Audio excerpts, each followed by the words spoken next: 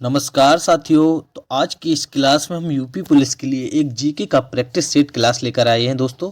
तो आज इस क्लास को आप अच्छे से कंप्लीट कर लीजिएगा, जो आपके यूपी पुलिस के एग्जाम्स के लिए बहुत ही महत्वपूर्ण होने वाली है। ठीक है साथियों, हमने इस क्लास में यूपी पुलिस के जो प्रीवियस ईयर एग्जाम्स हुआ है उसमें सभी क्वेश्चंस जीके के सिलेक्ट किए हैं, जो आपके एग्जाम्स के लिए बहुत ही महत्वपूर्ण होने वाले हैं। ठीक है, तो साथियों क्लास को आज पूरा अच्छे से कंप्लीट कर लीजिएगा, जो बहुत ही महत्वपूर्ण होने वाली है। ठीक है, बढ़ते हैं साथियों क्वेश्चन की ओर। जो हमारा पहला क्वेश्चन साथियों पूछा गया है कि बैंगनी रंग की प्रकाश की तरंगदैर्घ्य लगभग कितनी होती है। तो आपको बताना साथियों, जो वॉयलेट रंग होता है, बैंगनी रंग होता है, उसके प्रकाश की तरंगदैर्घ्य लगभग 455 से 390 nm होती है। ठीक है, याद रखेंगे 455 से 390 nm होती है। और याद रखेंगे साथियों, इसके साथ कभी कभी हमारे एग्जाम्स में एक क्वेश्चन और पूछा जाता है कि सबसे ज़्यादा जो किस रंग की तरंगदैर्घ्य होती है। तो याद रखेंगे सबसे ज़्यादा जो लाल रंग की तरंगदैर्घ्य होती है। ठीक है, याद रखेंगे लाल रंग की जो तरंगदैर्घ्य होती है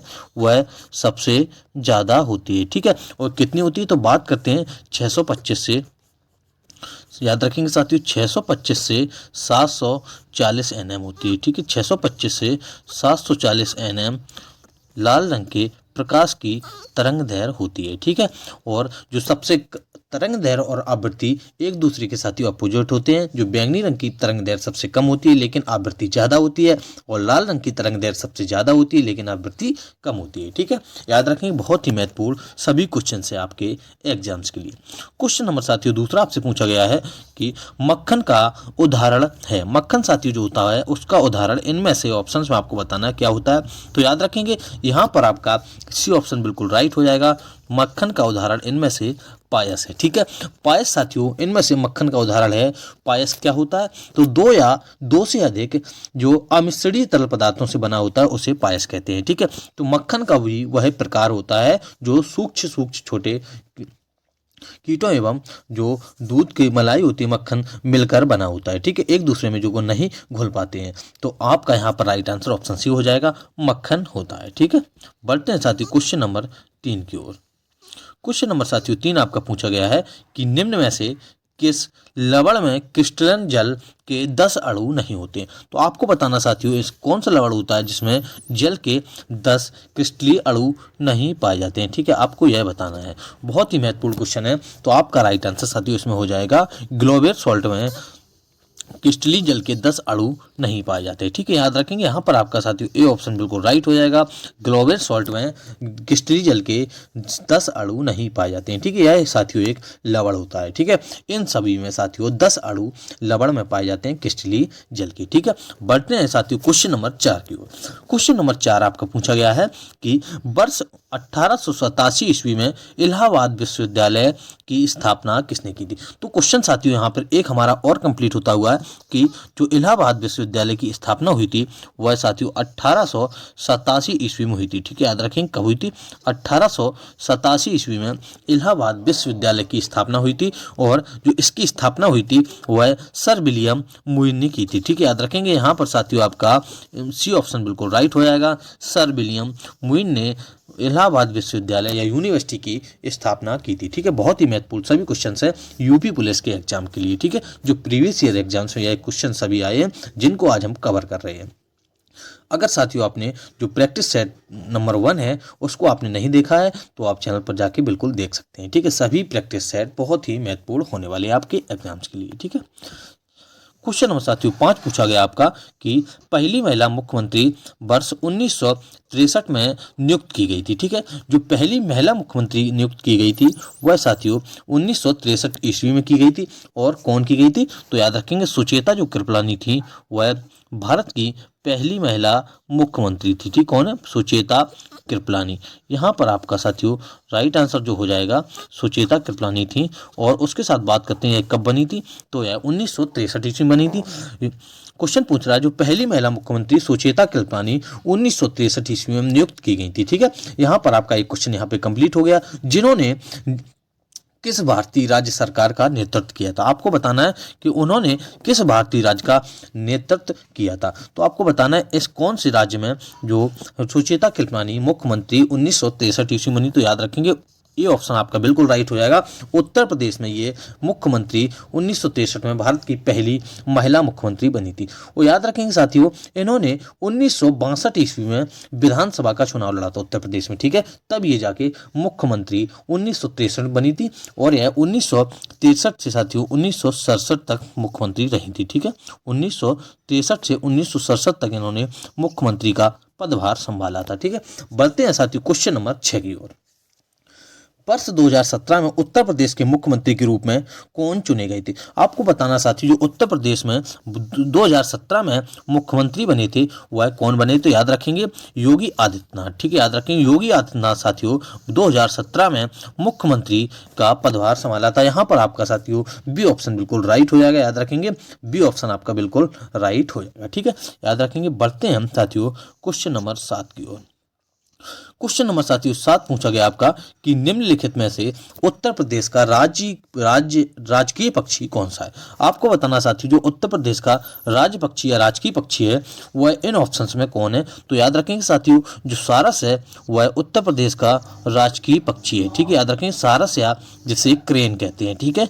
क्रेन या सारस कहते हैं, वह उत्तर प्रदेश का राजकीय पक्षी है, ठीक है। याद रखेंगे। यहाँ पर आपका साथियों बी ऑप्शन बिल्कुल राइट हो जाएगा। सारस उत्तर प्रदेश का राजकीय पक्षी है, ठीक है। उत्तर प्रदेश के एग्जाम्स के लिए बहुत ही महत्वपूर्ण यह क्वेश्चन है।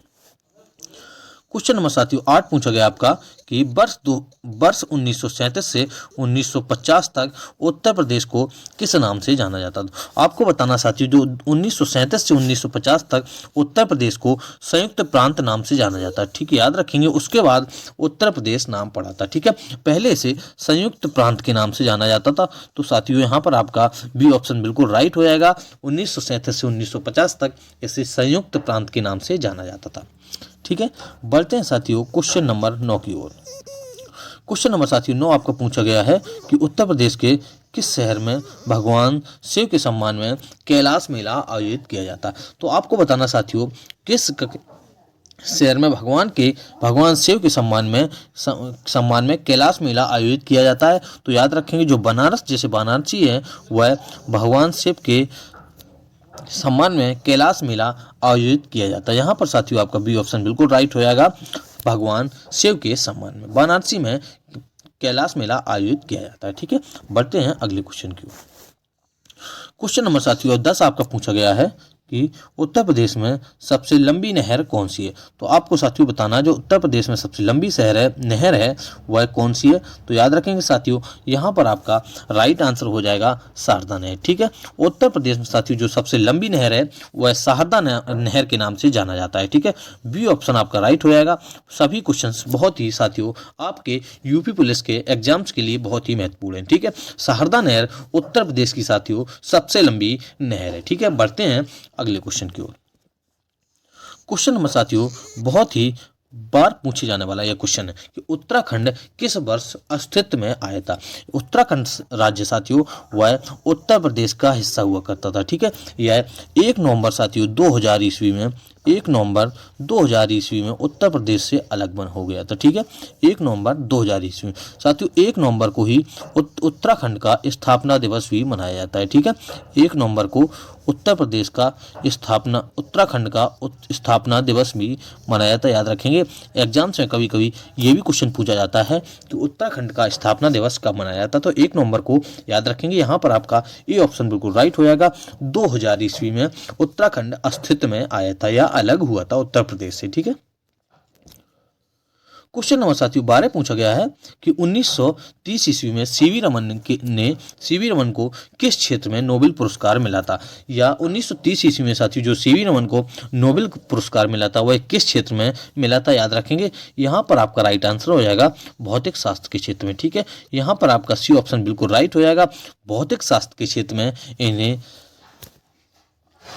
नोबेल पुरस्कार 1930 ईस्वी में मिला था, ठीक है। और याद रखेंगे साथियों जो सीवी रमन थे वैज्ञानिक जिन्होंने रमन प्रभाव या रमन इफेक्ट की खोज की थी, उन्हें 1930 में भौतिक शास्त्र के क्षेत्र में नोबेल पुरस्कार मिला था और 1954 ईस्वी में साथियों भारत रत्न मिला था, ठीक है। याद रखेंगे भारत रत्न 1954 ईस्वी में मिला था। ठीक है, ये भी क्वेश्चन एग्जाम से पूछे जाने वाला क्वेश्चन है कि सीवी रमन हैं जो वैज्ञानिक, उन्हें भारत रत्न कब मिला था? 1954 ईस्वी में आपका राइट आंसर हो जाएगा। ठीक है, बढ़ते हैं अगले क्वेश्चन की ओर।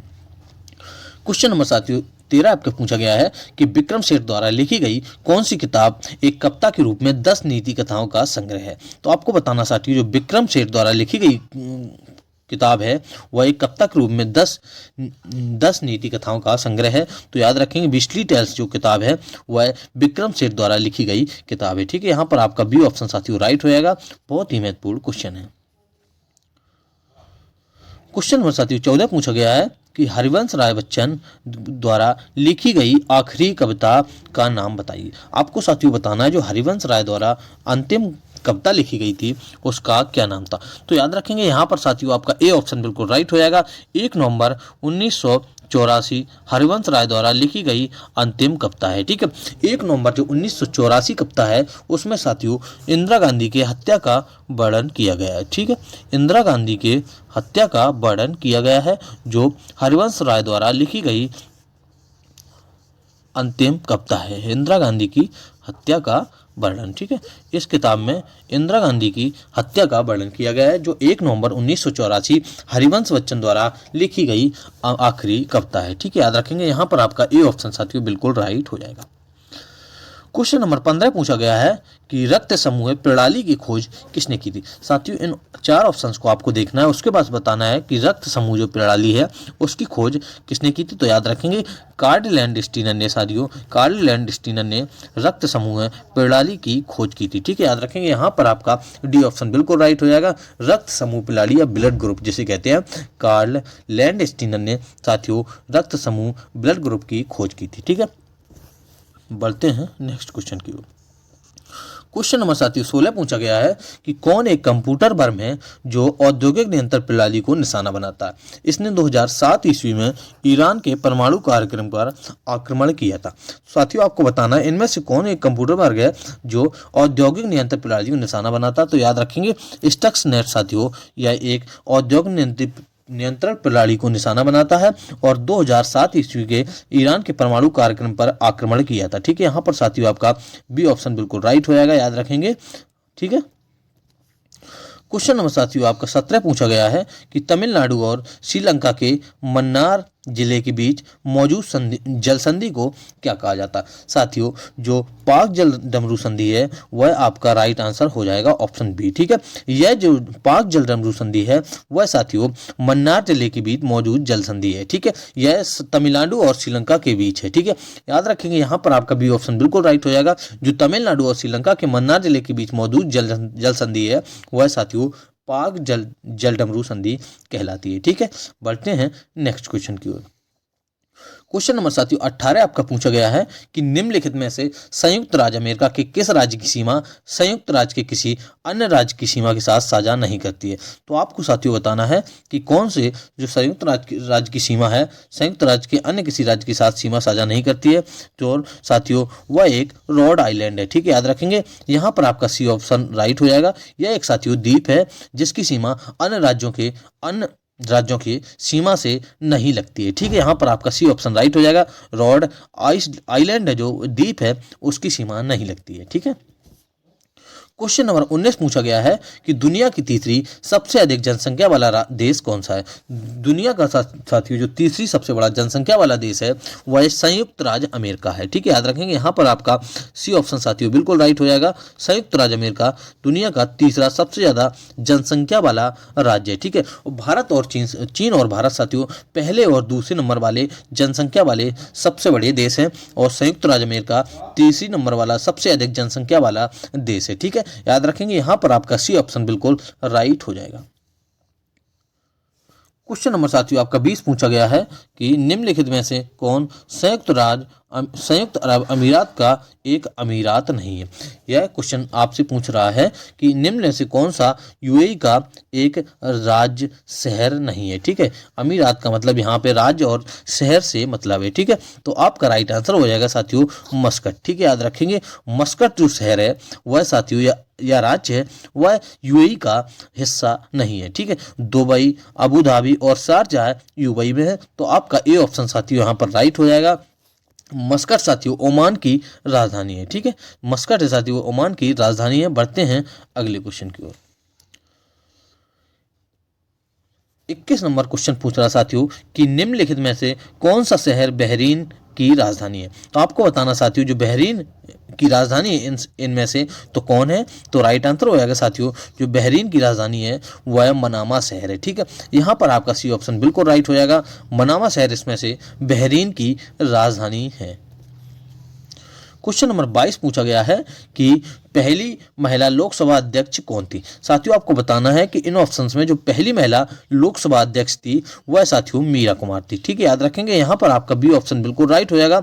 मीरा कुमार साथियों पहली महिला लोकसभा अध्यक्ष थी। ठीक है, क्वेश्चन नंबर साथियों 23 पूछा गया है कि स्वतंत्रता संग्राम 1857 का सिपाही विद्रोह किस शहर में हुआ था। साथियों आपको बताना है जो स्वतंत्रता संग्राम 1857 ईस्वी में हुआ था वह सिपाही विद्रोह हुआ था वह किस शहर में हुआ था। ठीक है, तो याद रखेंगे साथियों मेरठ शहर में हुआ था। ठीक है, 1857 का जो सिपाही विद्रोह था वह साथियों मेरठ शहर में हुआ था जिसे प्रथम स्वतंत्रता संग्राम के नाम से भी जाना जाता है। ठीक है, याद रखेंगे कभी कभी हमारे एग्जाम्स में क्वेश्चन पूछा जाता है कि प्रथम स्वतंत्रता संग्राम के नाम से किस विद्रोह को जाना जाता है। तो 1857 का जो स्वतंत्र सिपाही विद्रोह था वह प्रथम स्वतंत्रता संग्राम के नाम से भी जाना जाता है। यहाँ पर आपका साथियों डी ऑप्शन बिल्कुल राइट हो जाएगा, मेरठ से हुआ था। क्वेश्चन नंबर 24 आपका है कि पारंपरिक अल्पाहार खांडवी किस भारतीय राज्य से संबंधित है। साथियों पारंपरिक अल्पाहार खांडवी है वह गुजरात राज्य से संबंधित है। ठीक है, याद रखेंगे साथियों ये ऑप्शन आपका यहाँ पर राइट हो जाएगा, गुजरात राज्य से संबंधित है। क्वेश्चन नंबर 25 है कि भारत के पहले हिंदी भाषा के अखबार का नाम बताइए जैसे पहली बार 23 मई 1826 को प्रकाशित किया गया था। तो आपको साथियों बताना है जो पहला हिंदी भाषा जो अखबार है कौन है जिसे पहली बार 23 मई 1826 ईस्वी को प्रकाशित किया गया था। तो याद रखेंगे बहुत ही बार पूछा जाने वाला एग्जाम से क्वेश्चन है कि उदंत जो मार्तंड है वह पहली बार 30 मई 1826 ईस्वी को हिंदी भाषा में प्रकाशित किया जाने वाला साथियों अखबार है। ठीक है, याद रखेंगे यहाँ पर आपका बी ऑप्शन बिल्कुल राइट हो जाएगा। हिंदी भाषा में जो पहला अखबार प्रकाशित होने वाला है वह उदंत मार्तंड है। ठीक है, क्वेश्चन नंबर साथियों 26 आपका है कि इनमें से कौन सी गेहूं की उच्च पैदावार देने वाली बीज किस्म है जिसका भारत की हरित क्रांति में योगदान था। साथियों आपको बताना है कि कौन सी गेहूं की है जो उच्च पैदावार देने वाली बीज किस्म है जिसकी भारत की हरित क्रांति में बहुत योगदान है। तो याद रखेंगे साथियों जो लरमा रोजो है वह गेहूं की सबसे उच्च पैदावार वाली बीज किस्म है। ठीक है, याद रखेंगे यहाँ पर आपका बी ऑप्शन बिल्कुल राइट हो जाएगा जिसने हरित क्रांति में बहुत ही महत्व दिया था। ठीक है, बढ़ते हैं अगले क्वेश्चन की ओर।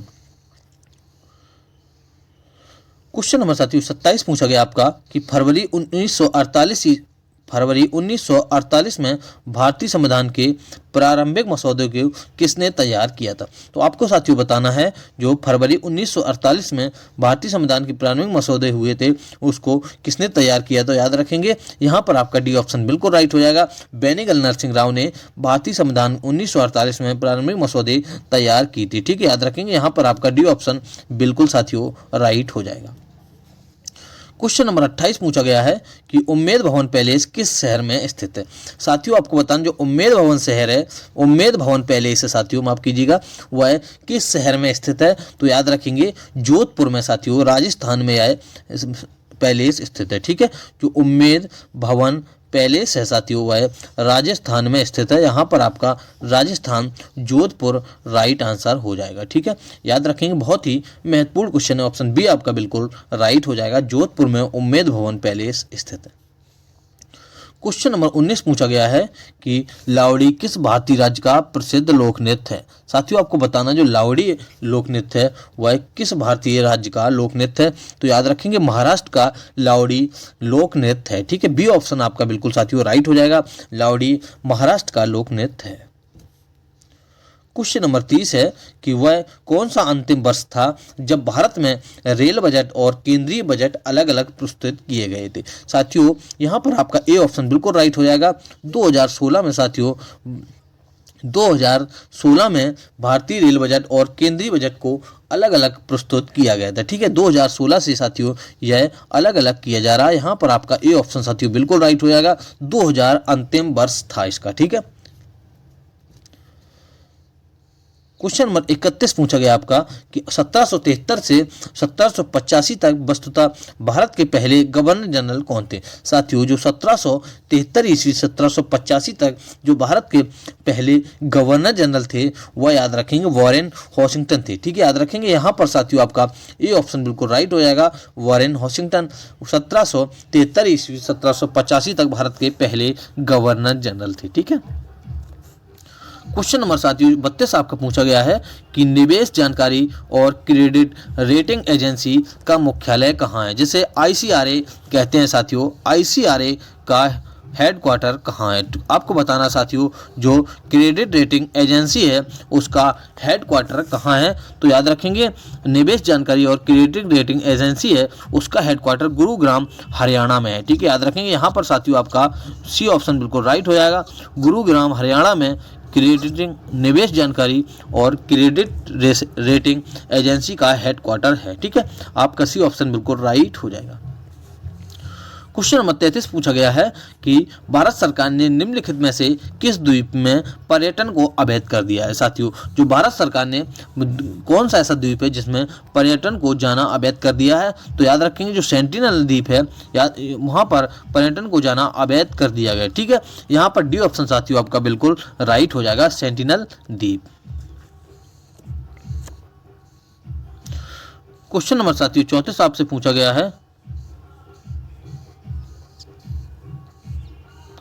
कि सितंबर 2018 में किस भारतीय राज्य के पद नागरिक विमानपत्तन का उद्घाटन किया गया था।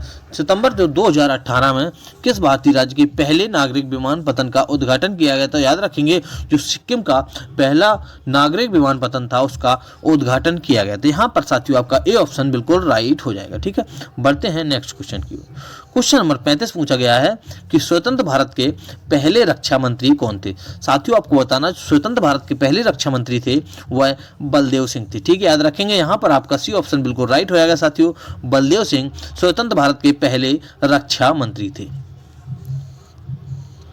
क्वेश्चन नंबर 36 पूछा गया है कि सरदार वल्लभ भाई पटेल की स्टैच्यू ऑफ यूनिटी किस नदी पर स्थित एक द्वीप पर है, तो याद रखेंगे जो सरदार वल्लभ भाई पटेल की स्टैच्यू ऑफ यूनिटी है वह नर्मदा नदी पर स्थित है। ठीक है, यहाँ पर आपका ए ऑप्शन साथियों राइट हो जाएगा, नर्मदा नदी पर स्थित एक द्वीप पर है। ठीक है, बढ़ते हैं क्वेश्चन नंबर 37 की ओर। क्वेश्चन नंबर 37 पूछा गया है कि पुष्प के किस हिस्से में पराग का उत्पादन होता है। साथियों आपको बताना है पुष्प का कौन सा हिस्सा होता है जिसमें पराग का उत्पादन होता है, तो याद रखेंगे जो पराग कोष होता है साथियों पुष्प में, उसमें पुष्प जिसमें पराग का उत्पादन होता है। ठीक है, यहाँ पर आपका साथियों सी ऑप्शन बिल्कुल राइट हो जाएगा, पुष्प में पराग कोष में पराग का उत्पादन किया जाता है। ठीक है, क्वेश्चन नंबर 38 पूछा हुआ अंतिम पूछा गया साथियों आपका कौन सा जीवाणु अंडाकार या गोलाकार होता है। साथियों आपको बताना है कौन सा जीवाणु अंडाकार या गोलाकार आकार का होता है, तो याद रखेंगे जो कोकस होता है साथियों वह अंडाकार या गोलाकार आकार का होता है। ठीक है, बी ऑप्शन साथियों आपका यहाँ पर राइट हो जाएगा। इस क्लास में हमने यूपी पुलिस के जीके का एक प्रैक्टिस सेट क्लास बनाई है, जो प्रीवियस एग्जाम से क्वेश्चन आए हैं उन सभी क्वेश्चंस को हमने कवर किया है। तो आप लगातार इस तरह के प्रैक्टिस सेट देखने के लिए चैनल को सब्सक्राइब कर लीजिएगा और अपने दोस्तों के पास शेयर कीजिएगा। ठीक है, अगर आपने इससे पहले जो प्रैक्टिस सेट नंबर 1 आया था उसको नहीं देखा तो जाकर देख लीजिए, जो आपके एग्जाम्स के लिए बहुत ही महत्वपूर्ण होने वाला है। ठीक है साथियों, आज की क्लास यहीं समाप्त होती हुई। Thank you class.